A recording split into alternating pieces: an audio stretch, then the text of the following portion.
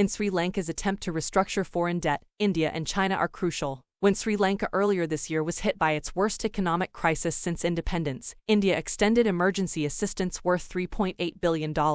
New Delhi, India and China will have a crucial role in the success of Sri Lanka's efforts to convene a meeting of creditors to restructure their debt in order to cope with an unprecedented economic crisis, people familiar with the matter said. Sri Lanka turned to Japan to help organize the meeting of what is being described as a coordinating platform to reduce debt payments and restructure repayment deadlines. Japan, in turn, has conveyed to Sri Lanka certain conditions, including the presence of India and China at the meeting in view of their key role among creditors, the people said. In the normal course, such a meeting would have involved members of the Paris Club, an informal group of officials from 22 major creditor countries that helps find sustainable solutions to payment problems faced by debtor nations. Japan is a member of the Paris Club, while India and China aren't part of the group. The involvement of India and China in the proposed meeting is crucial, in view of their role in the region and the amount of Sri Lanka's debt held by them, one of the people cited above said. The Japanese side, which is reluctant to go ahead with the meeting without the presence of India and China, has indicated that all debt restructuring should be done through the coordinating platform and there shouldn't be any bilateral arrangements between Sri Lanka and creditor countries, the people said.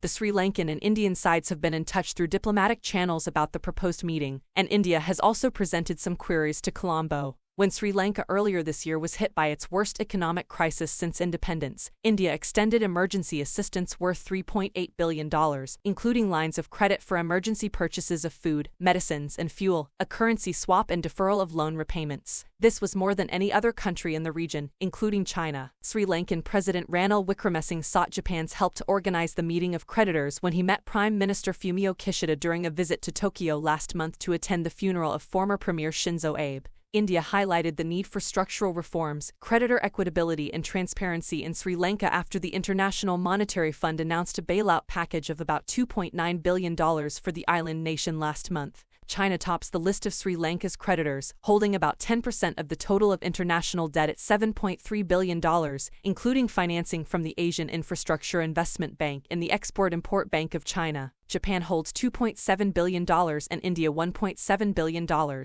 According to the Sri Lankan government, the country's external debt at the end of June was $46.6 billion, or almost 70% of their gross domestic product.